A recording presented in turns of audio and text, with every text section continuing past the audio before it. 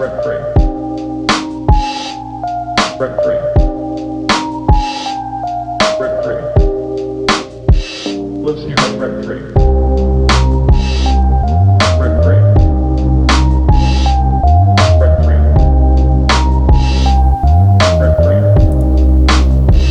Lives in your head rent free. All right, so what's going on, everybody? This is your boy Tech Supreme, back after a week off with another episode of Rent Free with Tech Supreme. And I like this setup a lot better. For one, it gives me a chance to focus on the camera, and for two, I always like dedicated backgrounds when it comes to YouTube videos. Sorry, my mic felt like it was a little bit hot. I can see the Pro Tools over here, and I just like deliberate setup. So I think this is going to work out a little bit well for me. I definitely like it. Now I'm too low. You got it when you're recording. You got to find that good sweet spot. So the audio might be all over the place, but it is what it is. Welcome back. Sorry I took a week off. I went through a lot of lifestyle changes, which is the first topic of today. Lifestyle changes. Over the course of the last 3 or 4 weeks, my wife has done a really big. I'm sorry, I'm distracted. My wife did a really big lifestyle change. She gave up alcohol, which is awesome. And I was still drinking. I was trying to relegate it to only the weekends, but I still, allow myself a drink Friday, Saturday, and sometimes Sunday. And then I realized that she was doing the right thing, and she was being way more smarter with her health than I was. And I've always been, ever since I turned 30, I always was caring about my health and making sure I worked out. But my diet, after I went through a massive weight loss years ago, I kind of got burnt out on the concept of it. And so it wasn't really sustainable for me. Unfortunately, there's only one way that I can lose weight, and that is if I am being conscious of what I put into my body every single day. So I made a couple lifestyle changes, just inspired by my wife, in which I gave up alcohol, and today I'm on day 7 of that. And I also gave up Coke Zeros, which is something that I've always drank because it was 0 calorie, but honestly, it was wrecking my body in ways that you really wouldn't know unless you're really paying attention to your body and the way your body should be working.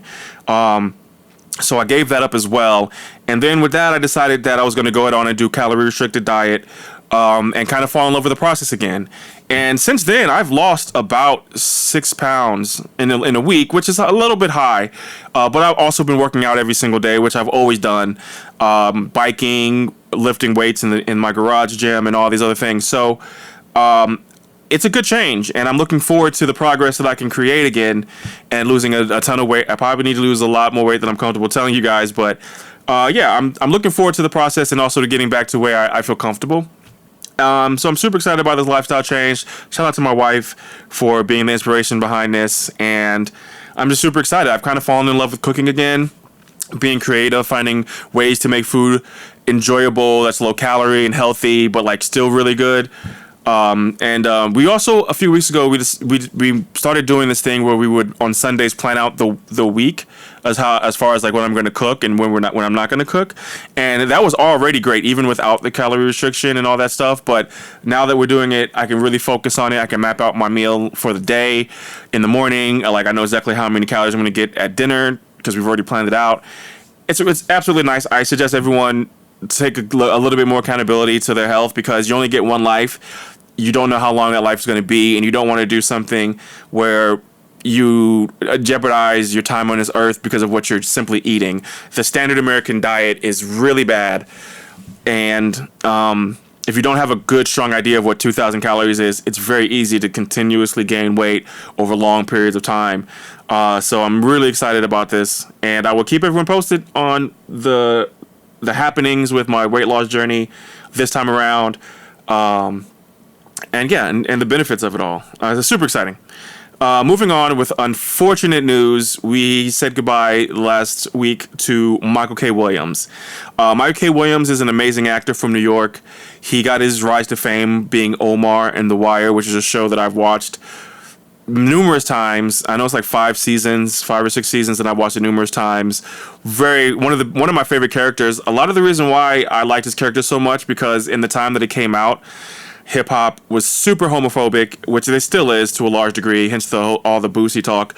But with Michael K. Williams, he played a homosexual gangster. And it really, I think, for the people who enjoyed the show, it may have even opened up some eyes to people about like, hey, like we love this character, he's awesome. Maybe my homophobia is misplaced. Maybe I don't know if that's true or not, but if that it had to work for somebody, right? But he was a pioneer, and he was a trained thespian. Amazing actor. He was in a bar one night and got into a bar fight, and someone broke a glass and slashed his face, how he got his trademark scar in his face. But he rose past being typecast into like an Omar type gangster. Like he went on Community, which is one of my favorite shows. He was a teacher, and he was a super intellectual teacher. Like he's done video games. He's done so much amazing works. Every time I see him on TV or on a movie, I've always light up. His Lovecraft Country was up for an Emmy, his performance there. He was just an amazing actor. Unfortunately, he battled addiction, which it seems like that addiction got the best of him, which kind of goes back to the lifestyle changes. Like you don't want to put anything in your body that's going to potentially kill you. Now, I know it's easier said than done, and people are always the argument of addiction, it's not a disease, but 100% addiction is a disease because like diabetes, you can catch diabetes by eating wrong, right? And you can catch addiction by ingesting drugs. It's as simple as that. So there are choices. People say like you can't choose a disease, but there are choices that you make that will give you a disease. If someone has unprotected sex, they can get a sexually transmitted disease. Simple as that. So yeah, 100% he was battling that disease. And I know there's a YouTuber who got really famous really quickly off of pets, and she ended up getting like 2 million like followers the first year of her YouTube channel, and she met this rock star from LA who was super famous, and he got her hooked on drugs, and that's a battle that she battles to this day, and it's rough. So if you know anyone with addiction or you have addiction, just understand you're not alone, and get help as soon as you can and also if you're like the loved one of someone in addiction, help them, friend or family member or acquaintance, reach out, because everyone needs help in his life. And Michael K. Williams, rest in peace, rest his soul. He will be missed. We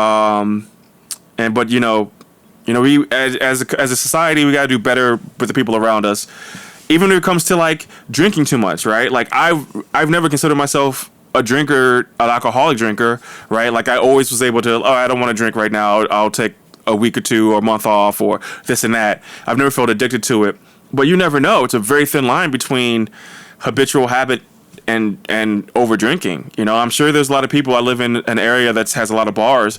I'm sure there's a lot of people that I interact with who may be alcoholics. They may be functioning alcoholics, So old, nice and smooth lyric, too much of anything can make you an addict. I was definitely addicted to Coke Zeros, and I'm glad I'm off of that.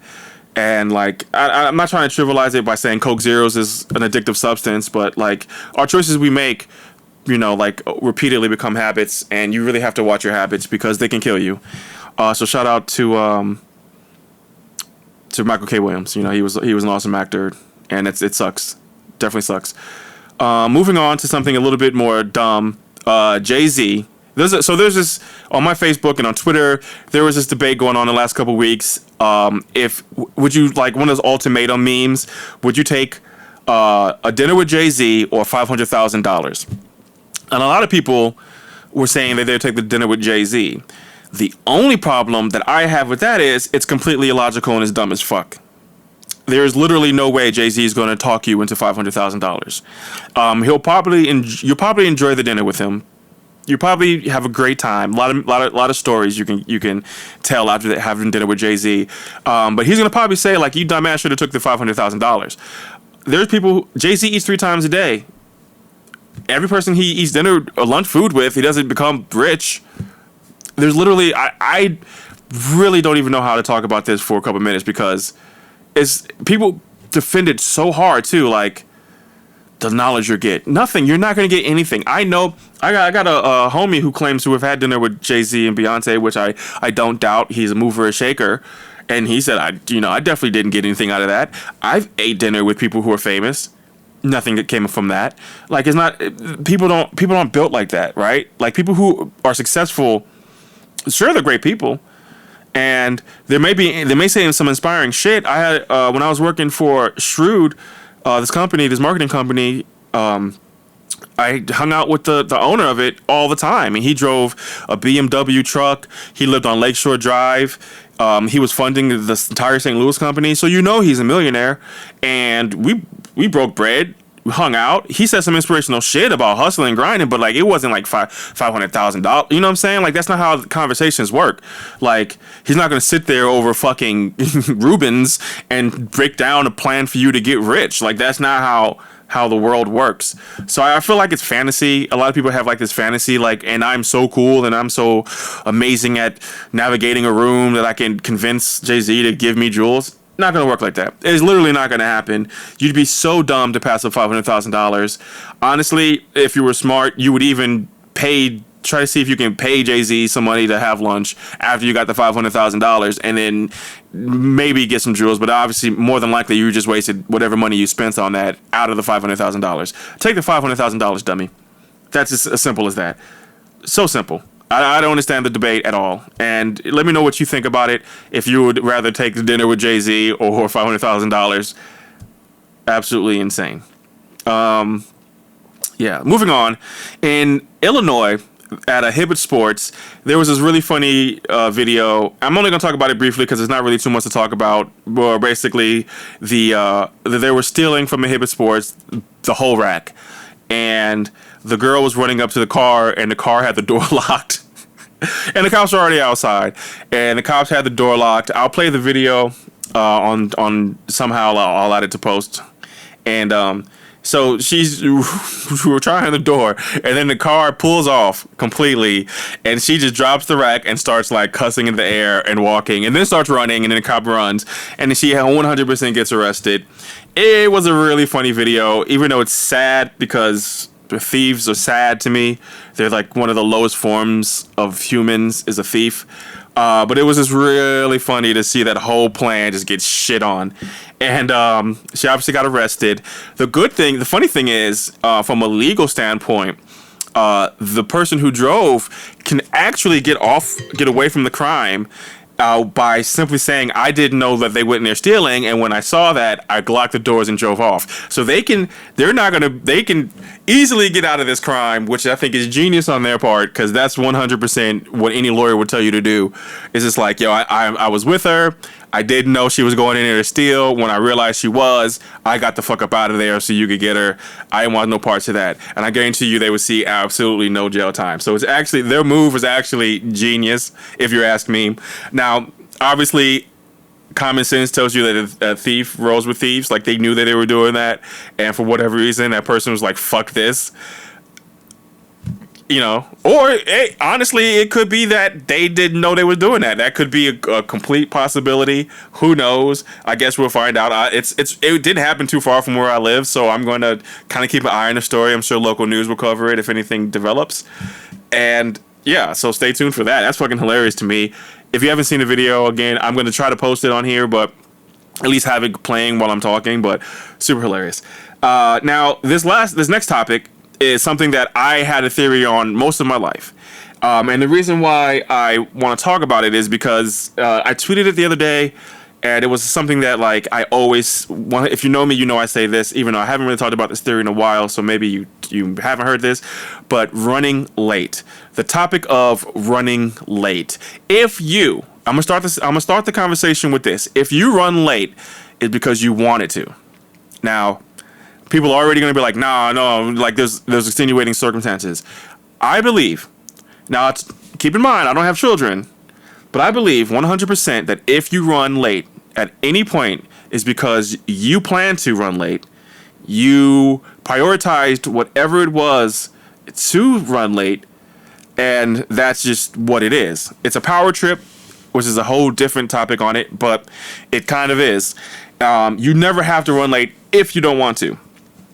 What does that mean, right? You can prep, you can leave early, you can do things to adjust. If you know you have to get your kid ready, you get kid ready early. But 100%, there's no way that anyone can dissuade me from this, that running late is a complete choice.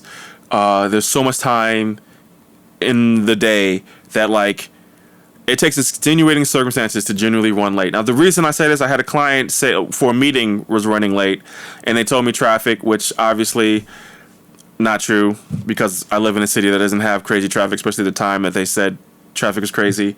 I know the roads, I know the highways, but at any rate, they could have been running late, but it was on purpose. It was, they didn't prioritize their time. And I know people like, no, man, fuck that. It's true. Think about every time that you've been late and what you could have done to avoid it. You could have easily avoided it. You chose not to. Simple as that. If I know I got to be somewhere at a certain time, if I truly need to be there at a certain time, I'm going to be there. There was I know this sounds super trivial, but there was a Funko drop for a Notorious B.I.G. pop, which is sitting over there, and it was a 5,000 limited edition pop, and I had to have it, right? Because I have all the Biggie Funko Pops up here, except for one that cost like $2,000, which I'm never going to get. But they had a limited edition drop, two or three per store, something really small like that, and I needed to be there when the store opened. I was there when the store opened because I prioritized it. Now, yesterday was a follow-up eye doctor appointment, and the last time I went, I had to wait when I got there. So this time, I showed up a couple minutes later than I normally would have because I didn't prioritize going there on time because they didn't prioritize me arriving on time. It was all a choice. It was 100% a choice. And that's the point is, if you want to avoid being late, you can avoid it. Simple as that. Nearly every single time. Some people, maybe they have meetings back to back to back and that makes them late. That's sure. That's a possibility. But for the most part, late is a choice. If you like, I remember back in my 20s, if the club was letting you in free before 10, motherfuckers was on time to get in that bitch because they wasn't trying to pay that $10 to get in after 10. It is what it is. Moving on, I'm big on TikTok. I'm not big on TikTok. I'm growing on TikTok, but I'm on TikTok a lot. I like TikTok. And I came across a monk at a Walmart or something, and he was holding a controller in his hand, and he was talking about gaming as meditation, as a form of meditation. And the way he spoke about it really made my gears turning about how about what he was saying. He was saying basically that when you game, you're not worried about things in the past. You're not really worried about things in the present, and you're not really worried about the future. You're relaxing. Your mind is focused on something, on accomplishing a goal, on doing something in the game. Your mind is focused, and that is a form of meditation. And I thought that was super dope. Not really something I could really talk about in depth, but it makes me understand people who game a lot now. Like I don't really feel like I game a lot. I do my streams in the morning on Twitch, which I'm thinking about switching to YouTube or Facebook gaming because I'm not really growing on Twitch at all, which is a combination of me not pushing video game content as much. But at any rate, so I really only game in the morning, some evenings and some weekends. But I know people who game every single night. And I 100% think it's an escape, which is awesome. It's a very healthy escape. Like back to that lifestyle change, your escape could be liquor. Your escape could be drugs. Weed does not count because weed is not a drug. But, it could be anything, any vice. But gaming is a very healthy one to me. And I think everyone needs to meditate. I think everyone, no matter the age, needs to have time in their day to decompress, to realign yourself, to not focus on the troubles, the stress, the pains, the everything, and kind of just like not really numb yourself, but just kind of get to a place of zen. Just for a little bit every day. If that means sitting in your room and turning the lights off and just vibing, that's a thing. And some people, hey, that's your phone, right? You get on your phone at nighttime and you vibe out. That's fine too. As long as you're not focused on being stressed or having anxiety, and you're using your time to kind of just center yourself. And I think gaming is a great way to do that. I think a lot of people may have like a negative connotation to gaming, but I think that as a form of meditation changed the kind of way I view gaming lately. Yeah. So that's my spiel on gaming as meditation. Let me know what you think about that. Moving on. Second to last topic, why is Reddit the greatest? Now, the reason why I say Reddit the greatest is I didn't really understand Reddit. My friends have been on it and telling me to get on it, and I see, we all know what Reddit is, but I never really dove into it. But it's kind of like the internet. Reddit's like the internet. Like, if it's on the internet, it finds its way to Reddit. It could sometimes first. A great place to get news, popular videos. I actually saw on a Reddit group called Idiots in Cars where this lady drove off the highway and slapped into a building, and unfortunately she passed away. I had no idea it was like 5 exits up the highway from me until the news hit it. You know what I'm saying? But I saw it the night before because it was on Reddit. So Reddit is an extremely fast way to get news, information, and like talk to like-minded individuals. You can like if you have questions on how to do certain things. There's photography Reddit subreddits. There's subreddit for almost anything, and I find it extremely useful tool in my everyday. Now, the reason what made me think about this was a subreddit that I saw called the Herman Cain Award. Herman Cain was obviously a anti-masker politician who passed away.